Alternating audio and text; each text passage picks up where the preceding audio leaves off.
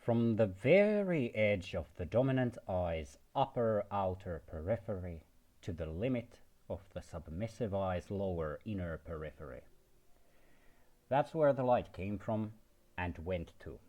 Just a tiny glint, small enough to be disregarded as perhaps mere microradiation, blasted to my temporal and spatial location across the cosmos from beyond the limits of human comprehension. I didn't pay much attention to the event, for with eyes like mine, it was a mundane, everyday thing to be assaulted by visual glitches. If you have stereo vision, meaning if you see through both eyes at the same time, your brain assembles those two continuous visual feedbacks into a comprehensive depiction of not just what is there, but how far there is.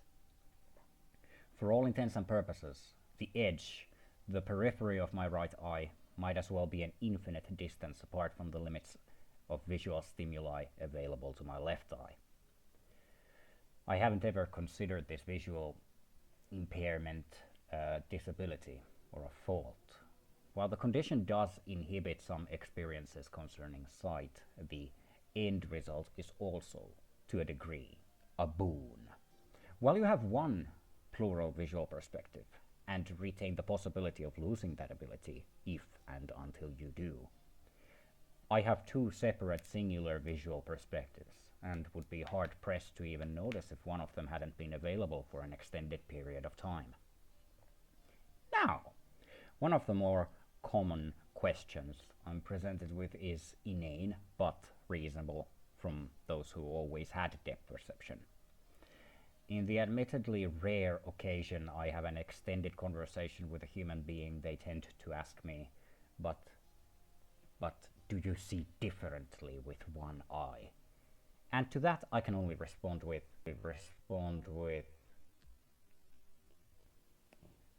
I mentioned at the start of this the dominant and the submissive eye.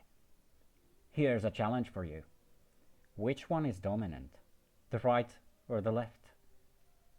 And if the right finds the wrong left behind, can the unseen be up front? There's a redundant saying I've heard touted by supposedly enlightened people. They say, as above, so below, while being seemingly completely unaware that due to the subjectivity of direction in space, our below is always the sun. We're falling towards the sun. And of course, beneath the sun is the center of the Milky Way galaxy. What's above all that? Well, that which is below. Metaphorically, it's the dominant eye is the third eye. There is no truth in the visual illusion. Your brain is tricking you with perception. I'm fed up with popular so-called woke songs saying, wake up and open your eyes. The human world is not worth seeing or even paying any attention to. You put too much emphasis on your collective perspective. We're still falling towards the sun, falling towards Sagittarius A, the supermassive black hole. Looking up means looking in. Watching out means being aware, and you can't prove the other eye is unless you're the one seeing through it. No one is. It's dormant. Are you?